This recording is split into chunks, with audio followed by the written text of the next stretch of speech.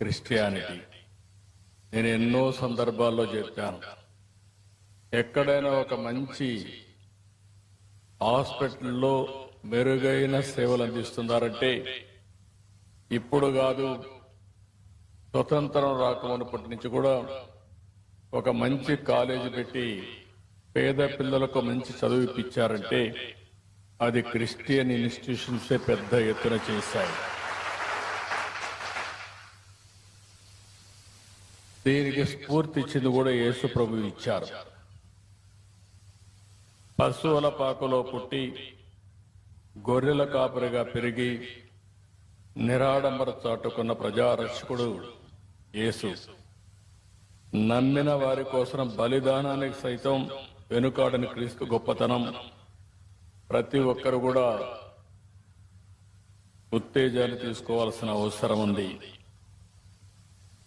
నేను ఎప్పుడు వచ్చినా మీతో మాట్లాడుతూ ఉంటే మీ ఉత్సాహం చూసినప్పుడు ఒక స్ఫూర్తిదాయకమైన సందేశాన్ని ఇక్కడి నుంచి పొందుతున్నాం. ఎల్లప్పుడూ కూడా మనందరం ప్రభు త్యాగాన్ని స్మరించుకోవాలి, శాంతి మార్గాన్ని అనుసరించాలి, ప్రేమ తత్వాన్ని పెంచుకోవాలి, ఈర్ష్య ద్వేషాలు పరదొలాలి, అబద్ధం లంచం వంటి పాపాలకు దూరంగా ఉండాలి. ఈరోజు రోజు రోజుకు విలువలు పడిపోయే ఈ సమయంలో కనీసం మనం చూస్తే డిసెంబర్ నుంచి జనవరి అంతవరకు కూడా ఫస్ట్ వీక్ అంతవరకు కూడా ప్రపంచమంతా పెద్ద ఎత్తున జరుపుకునే ఏకైక పండుగ ఈ క్రిస్మస్ అని చెప్పి కూడా నేను మీకు తెలియజేస్తున్నా. అందుకనే నేను కూడా మీరు ఒకసారి చూస్తే ఇప్పుడే కాదు, మొట్టమొదటిసారిగా నేను సమైక్య ఆంధ్రప్రదేశ్లో ముఖ్యమంత్రిగా ఉన్నప్పుడు గవర్నమెంట్ తరపున క్రిస్మస్ ప్రీ క్రిస్మస్ ఈవెంట్ జరపాలని ఆ రోజు ఒక హైదరాబాద్లోనే కాకుండా అన్ని జిల్లాల్లో కూడా కార్యక్రమాలు నిర్వహించిన పార్టీ తెలుగుదేశం పార్టీ అని చెప్పి కూడా నేను మీకు తెలియజేస్తున్నాను.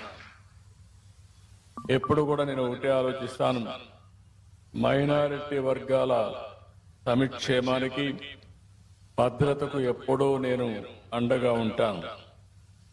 ఒకసారి అయితే సమైక్య ఆంధ్రప్రదేశ్లో చర్చి పైన దాడులు జరిగితే స్వయంగా నేనే వచ్చి ఇన్వెస్టిగేషన్ చేసి మళ్లీ అలాంటి సంఘటనలు జరగకుండా పూర్తిగా కంట్రోల్ చేసింది తెలుగుదేశం ప్రభుత్వం అని ఇప్పుడు గుర్తు చేస్తున్నాను. ఇంకొక పక్క విభజన తర్వాత కూడా మీరు ఒకసారి చూస్తే ఏదైతే క్రిస్టియన్స్ కోసం సంక్షేమం కోసం ఎక్కువ ప్రాధాన్యత ఇచ్చాం, చర్చల నిర్మాణానికి ఆర్థిక సహాయం చేశాం. ఇంకొక పక్క మీరు చేస్తున్నటువంటి సేవలకు సహకారంగా ఉండాలని క్రైస్తవ సంస్థలకు ఒక్కొక్క సంస్థకి 10 లక్షల రూపాయల ఆర్థిక సహాయం చేసి మిమ్మల్ని ప్రోత్సహించాం. గుంటూరులో మీరు చూస్తే క్రిస్టియన్ భవనం కోసం 2 ఎకరాల భూమిని కేటాయించడమే కాకుండా ఆ రోజు 10 కోట్ల రూపాయలు ఖర్చు పెడితే కంప్లీట్ కాని బిల్డింగ్ ని కంప్లీట్ చేయాలని 5 సంవత్సరాలు ఆలోచించలేదు. మళ్లీ నేను వస్తానే దాన్ని పూర్తి చేసే బాధ్యత కూడా తీసుకొని తొందరలోనే మీ అందరికి అంకితం చేస్తాం, మీ అందరికి అందుబాటులో తీసుకొస్తాం. ఈ క్రిస్మస్ సందర్భంలో మళ్లీ మనం ఒకసారి చూస్తే అనేకమైన స్ఫూర్తిదాయకమైనటువంటి ఆలోచనలు చేస్తాం. ప్రతి ఒక్కరూ ఏ విధంగా ఉండాలి, యేసు ప్రభువుని ఏ విధంగా ఆదర్శంగా తీసుకోవాలి, ఏ విధంగా ఆయన స్ఫూర్తిని సమాజ హితం కోసం ముందు తీసుకుపోవాలో ఆలోచించే సమయం. ఈ సమయంలో నేను ఒకటే మీకు హామీ ఇస్తున్నా, ఈ ప్రభుత్వం మీకు అండగా ఉంటుంది, వ్యక్తిగతంగా నేను మీకు అండగా ఉంటా. మీ సమస్యలను పరిష్కారం చేసి ఎక్కడ పేదరికం ఉంటే అక్కడ మేము ఉండే అన్ని విధాలా మిమ్మల్ని ఆదుకుంటామని చెప్పి మరొక్కసారి తెలియజేసుకుంటూ అందరికి కూడా happy Christmas, merry Christmas. Christian సమాజంలో గొప్ప వ్యక్తులుగా